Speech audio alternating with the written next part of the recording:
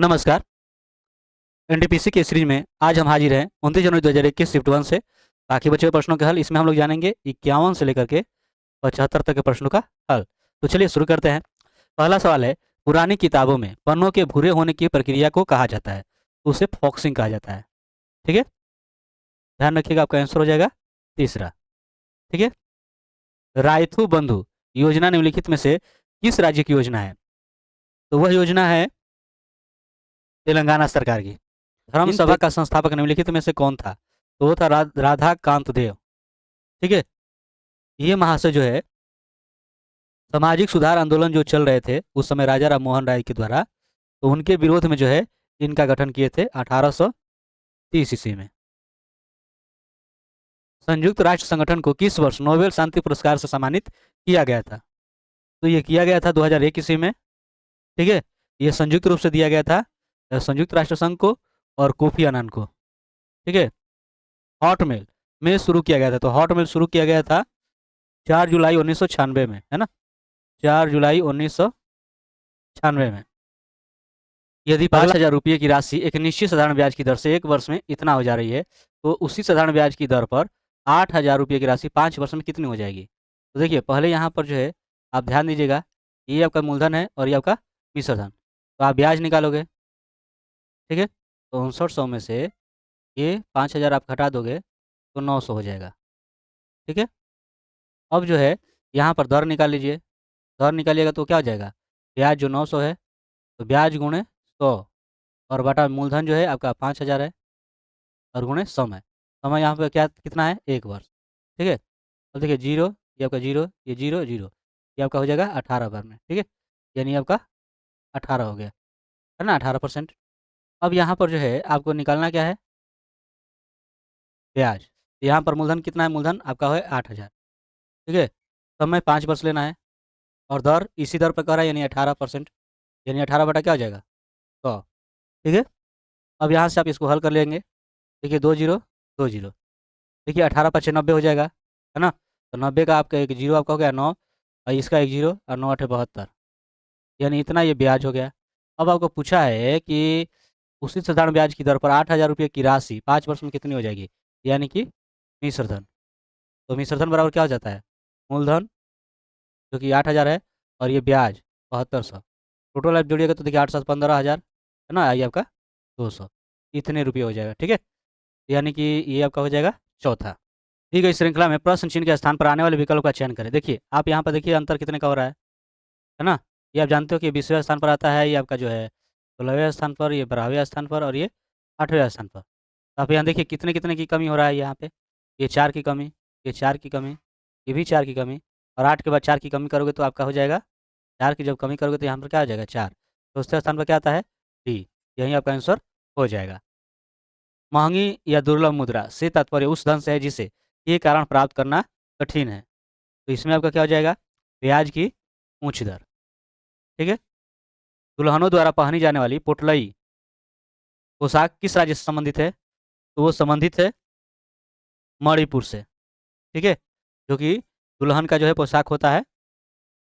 यहाँ पर है, इसे हल करना है तो आप देखिए यहाँ पर जो है इनका करोगे 32 का वर्ग कितना हो जाता है? 1024।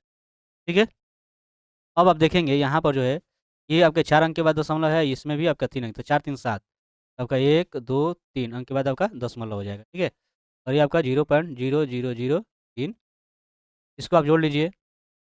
देखिए ये 3 जीरो है और 1 0 2 4, यहाँ पर आप देखिए 3 जीरो है और आपका है 32। तो यहाँ पर आप जोड़ेंगे तो 0 0 0 0, ये आपका 4, ये 2 2 4, तो आपका आंसर कौन सा हो जाएगा? तो आपका हो जाएगा चौथा। ठीक है, 1861 में भारतीय पुरातत्व सर्वेक्षण की स्थापना के द्वारा की गई थी? तो ये की गई थी अलेक्जेंडर कनिंघम के द्वारा। ठीक है, यहाँ पर आपका कथन दिया गया है, इन दिनों प्रशासनिक कार्यों में पारदर्शिता आई है। और दूसरा है कि पारदर्शी कार्य संस्कृति के कारण नए कर्मचारियों में भ्रष्टाचार की दर बहुत कम है। निष्कर्ष क्या है कि ज़्यादातर नए कर्मचारियों की भर्ती निष्पक्ष और तटस्थ प्रक्रिया के माध्यम से हुई है। तो ये आपका सही है। और नौकरी के इच्छुक बहुत सारे अभ्यर्थी इस कदम से खुश नहीं है, तो ये आपका गलत है। ठीक है, तो इसमें आपका हो जाएगा केवल निष्कर्ष 1 निहित है। संयुक्त राज्य अमेरिका ने दिसंबर 2020 में किस देश को मुद्रा के साथ छेड़छाड़ करने वाला देश घोषित किया है? तो देखिए, इसमें आपका हो जाएगा वियतनाम, ठीक है ना? स्विट्जरलैंड के साथ साथ आपका वियतनाम भी है। अब यहाँ पर देखिए एक दूसरे से संबंधित है, जैसे गंगा से संबंधित गंगोत्री है, तो गोदावरी से क्या हो जाएगा? तो आपका गोदावरी से हो जाएगा त्रिम्बकेश्वर, ठीक है? निम्न में से किसने 16 अगस्त 1946 को प्रत्यक्ष कार्रवाई दिवस के रूप में मनाया? वो आपका हो जाएगा मुस्लिम लीग, ठीक ना? खाद किस प्रकार की बीमारी है? तो ये कवकीय है, फंगल, ठीक ना? भारत में पहली बार किस राज्य में इलेक्ट्रॉनिक वोटिंग मशीन का इस्तेमाल किया गया? तो वो है केरल, ठीक। चलिए आगे देखते हैं। यहाँ पर आपका दिया गया है ये आरेख, और इसमें पूछा है कितने डॉक्टर, खिलाड़ी और कलाकार दोनों हैं? तो देखिए, ये तीनों को मिलाएंगे तो ये बीच वाला ये आपका हो जाएगा, यानी इसमें आपका आंसर क्या हो जाएगा? 3, ठीक है। चलिए आगे बढ़ते हैं। यहाँ पर दिया गया है कि ए की आयु जो है 20 से 6 वर्ष अधिक है, ठीक है। मतलब कि अगर बी का मान ले कि 1 वर्ष है, तो ए की जो आयु है इससे जो है 6 वर्ष क्या है? अधिक है।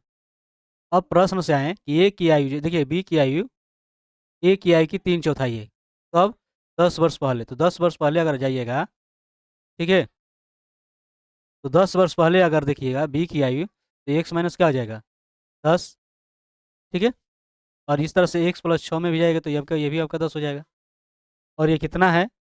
तो ये आपका दिया गया है कि 3/4 है, तो यहाँ पर आप 3/4 रख लोगे, ठीक है। अब देखिए यहाँ से आपका क्या हो जाना है? ये आपका हो जाएगा, इससे कर दीजिए ये 4x और 4 दाएँ 40। यहाँ से आप कीजिएगा तो देखिए ये 3x हो जाएगा, और देखिए 6 में से 10 ये आपका जाएगा तो ये आपका हो जाएगा -4। इसमें आप कर दीजिएगा तो 3 चौक हो जाएगा 12, ठीक। अब देखिए ये इधर आएगा तो आपका -3x, और ये इधर आएगा तो +40। ये आपका x हो गया, और इसमें इससे घटा दीजिएगा तो कितना हो जाएगा? ये आपका हो जाएगा 28। यानी कि यहाँ से अगर आप a की उम्र अगर ज्ञात कीजिएगा, वो हो जाएगा 28 + 6 यानी कि 34। आपका आंसर हो जाएगा चौथा। एक निश्चित कुट भाषा में स्माइल को ये लिखा जा रहा है, उसी कुट भाषा में इसको किस प्रकार कुटबद्ध किया जाएगा ये आपको बताना है। तो स्माइल के लिए अगर आप जाइए, देखिए SMILE, तो यहाँ पर आपका दिया गया है HNROV,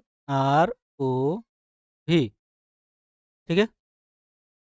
तो ये आप देख रहे होंगे एक दूसरे का विपरीत है, एक दूसरे का ये सब क्या है? विपरीत है, विपरीत वाले शब्द लिए गए हैं।